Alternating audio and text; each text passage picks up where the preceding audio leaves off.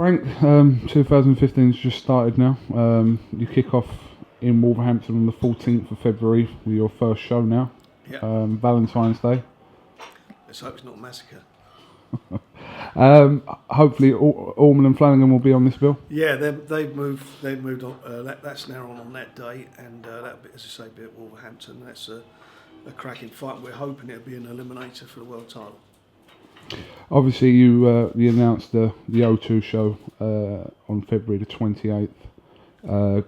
Tyson Fury's opponent now has been named as Christian Hammer. Yeah. A tough test for Tyson. It is, but you know he's only had 2 fights in the last probably the last 2 years, really. I think it is.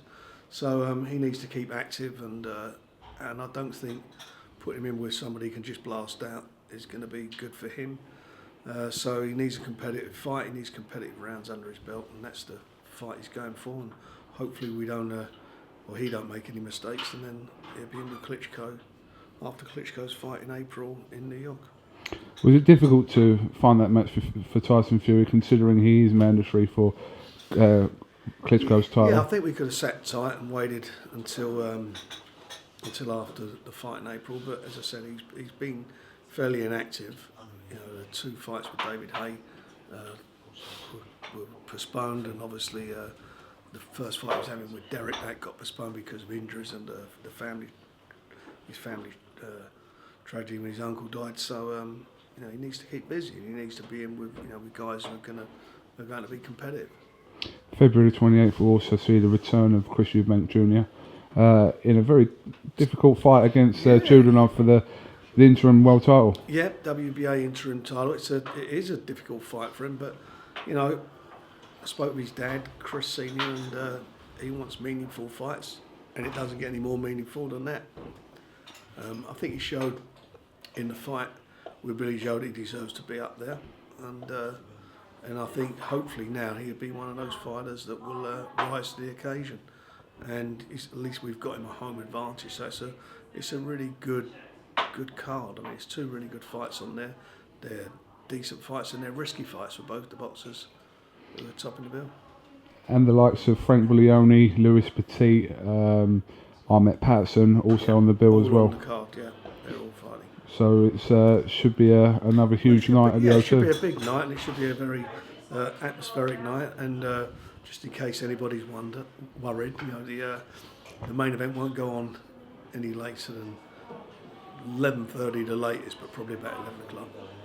You've just also announced that Paul Butler will finally get his chance to become a 2-weight world champion at such a young age against Tete on tough fight, yeah. March the 6th, which is a Friday. It is up in Liverpool, so it's again he's got home advantage.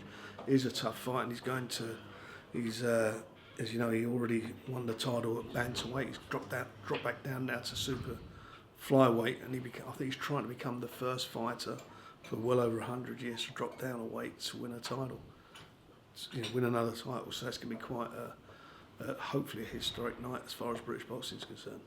Who else can we expect to see on the undercard of the Liverpool show?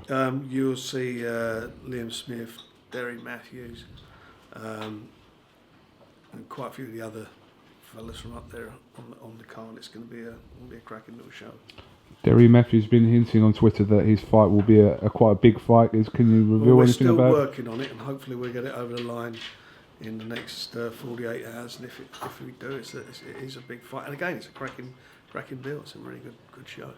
Can you give us an update on the Saunders and Lee situation? Well, Adam Booth, who manages Andy, we've been talking, and we're trying to work out how we're going to do this, the best way to move forward on the fight. The WBO have ordered it and said we've got to agree terms by January the 12th. So over the next few days, we'll have something sorted out between us that hopefully will satisfy everybody, and be in a position to announce something by the end of the week. But where the fight will take place is still undecided. Part of the negotiations, so we'll see where we go. Should be interesting. What's the situation with Dereck Chisora at the moment, Frank? Dereck, as you know, he got a conviction for threatening behaviour just before Christmas. We've got to get that sorted out. He got community service, so we've got to no doubt the British Boxing Board of Control want to see him, and then subject to whatever happens there, we'll make the decision where we go. He also had suffered from a bad eye injury after the fight with Tyson, so he just needs to get himself back in the game. And I've had a couple of meetings with him, and we'll see where we go with it.